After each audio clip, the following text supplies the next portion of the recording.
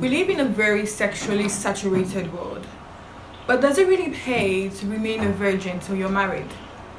That's food for thought. But I think I have 10 reasons why you should remain chaste until you tie that knot with your favorite person. One reason that I strongly advocate, virginity reduces the risk of emotional heartache when a relationship fails. If you're not sexually involved in a relationship, you're able to quit without killing yourself.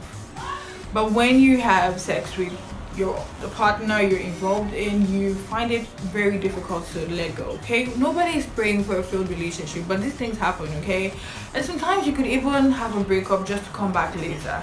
But the problem is how we experience these things, how we get over breakups. Because when you get sexually involved, you become more attached to the person. And certain times when it's even a toxic relationship, you need to get out of the relationship. You find it so hard because you've connected yourself on the soul level. Number 2 reason why I think you should remain a virgin is that you just save yourself the heartache of STDs. Okay, so you're not thinking about all of those things, you focus on other stuff. So a lot of things going out there, like okay, you got infected with this or that, you don't even have to experience those things because you're not even having sex. Number 3, I think it's good for you to stay away from sex until you're married because you would have more time and mental energy, emotional stability to focus on other things you need to focus on. There's something about sex that just helps to make decisions for us. Nobody needs to make sexually propelling decisions. If you want to make a decision with your mind, not with your sexual organs. It's funny, but yes, you have time to concentrate on pursuing your goals, fulfilling your purpose. You have time to build your career before you get married. And if it's something you really want to do, you should begin thinking about how to settle down with the person that you really love. Remaining chaste, being a virgin, is also a training in discipline that helps your overall personality. I've heard people say this a lot of times. Being a successful person is not just about the money that you have in your account. It's also being a better person. It's also being a person of a fuller character. Discipline is something that we need to build. And even when we feel the sexual pressure, the ability to remain chaste is something that is so key in our training and discipline. You need to actually try it. Number 5, one other reason you need to remain chaste is that when you come into a relationship, when you're courting, you're able to negotiate better when you're not sexually involved. If, for example, you're sexually involved and you're already thinking of sex every time you see your partner, there are some things you need to say no to that you just have to say yes to because you can't just wait to get under the sheets another time. So it's better to keep it out of the negotiation table. It's better to keep it out of the relationship until it's the right time. Number 6, when you finally get married, when you finally find the right person and you're settling down, you find out that it gives your spouse a sense of extra value. You also have a sense of extra value because you know that this is something you could have done but you didn't do. So it just makes people proud of you, literally. Even if someone has lost his or virginity, they know that if they had kept it, it would have been better. So it's something that you bring to the table. Let's say a gift to your spouse on the wedding night, like, hey, this is me fresh, without any other entanglements from any other sexual involvement. One thing a lot of youths do not know is that the more you get sexually involved before marriage, the more difficult it is to settle down into a system with your life partner. Because people are different, sexual orientations are different, sexual compatibility, preferences, all of those things are different per person.